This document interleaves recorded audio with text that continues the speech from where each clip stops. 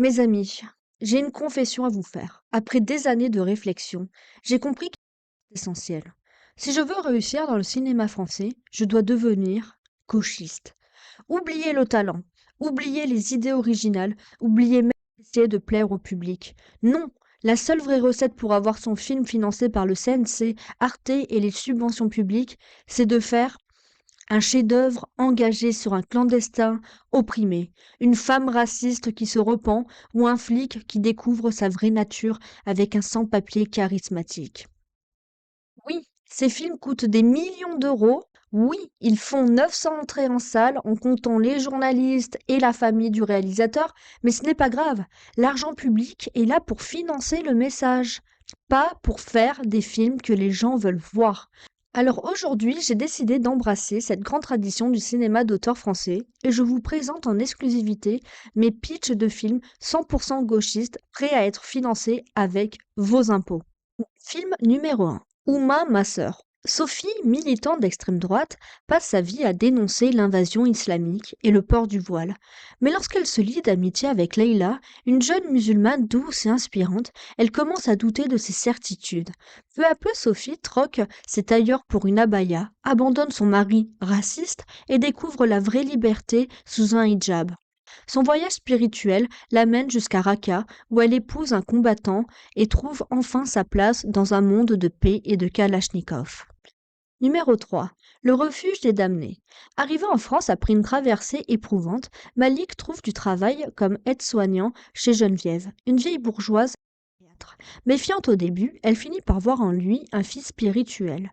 Mais lorsqu'il ramène chez lui des amis sans papier pour se cacher, elle se retrouve forcée de choisir, dénoncer ceux qui l'ont aidé à revivre ou trahir la France qu'il a élevée. Un drame social poignant sur l'humanité, la tolérance et le pouvoir du couscous. 3. Mektoub, mon flic. Tarek, un jeune clandestin sans attache, vit de petits deals dans un quartier sensible. Lorsqu'il est arrêté par François, un policier vieillissant, tout aurait pu s'arrêter là. Mais l'officier, touché par la détresse du garçon, décide de lui venir en aide et d'aller bien au-delà de son devoir. Entre admiration et ambiguïté, une relation inattendue se tisse. Bientôt, Tarek s'installe chez François et sa femme découvre qu'elle n'est plus la seule à partager son lit. Allah, mon amour. Claire, professeure de philo, a toujours rejeté la religion. Mais lorsqu'elle tombe sous le charme de Mohamed, un livreur Uber Eats au regard envoûtant, elle commence à s'intéresser à l'islam. Peu à peu, il la guide sur le chemin de la foi et elle découvre le réconfort du voile, la beauté du jeûne et la douceur de la soumission. Devenue Aïcha, elle abandonne sa famille, ses amis et part en pèlerinage à Kaboul. 5. Le minaret du cœur. Jérôme, architecte parisien et militant laïque, refuse de voir sa ville se soumettre au communautarisme.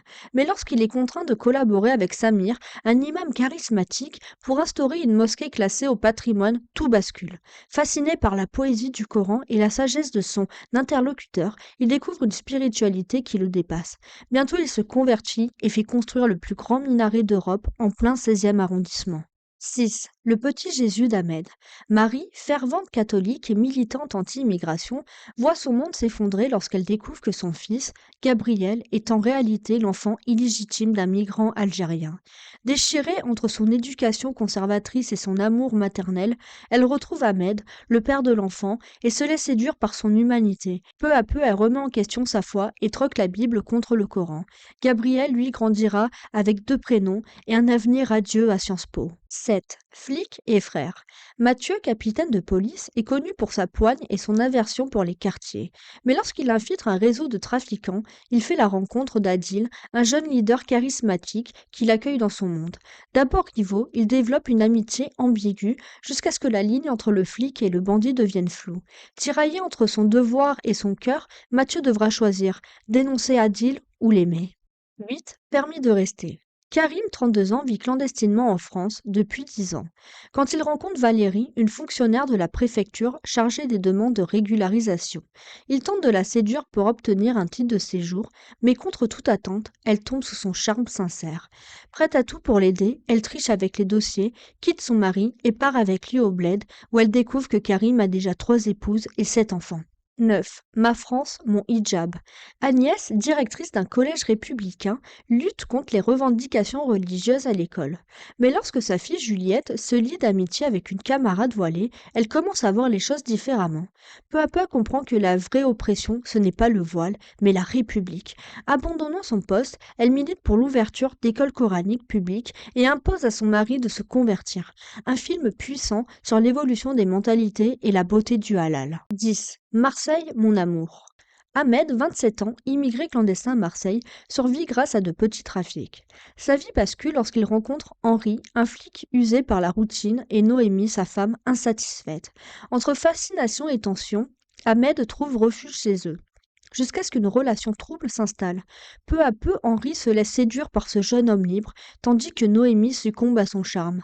Entre passion, trahison et rédemption, un triangle amoureux se dessine. Et Henri découvre qu'on peut être à la fois flic, cocu et perdu. Et voilà, mes chers amis, vous avez maintenant devant vous les prochains chefs-d'œuvre du cinéma français, des films engagés, bouleversants, incompris, mais surtout subventionnés par vos impôts. Alors maintenant, c'est à vous. Dites-moi en commentaire lequel de ces scénarios vous a le plus inspiré, lequel mérite une standing ovation à Cannes avant de faire 1032 entrées en salle. Et surtout, êtes-vous prêt à financer ces films avec vos impôts? Parce que rassurez-vous, que vous le vouliez ou non, vous allez payer. Allez, sur ce, je vais remplir un dossier de subvention parce que visiblement, j'ai trouvé la recette magique pour être millionnaire. À la prochaine et surtout, vive le 7e art.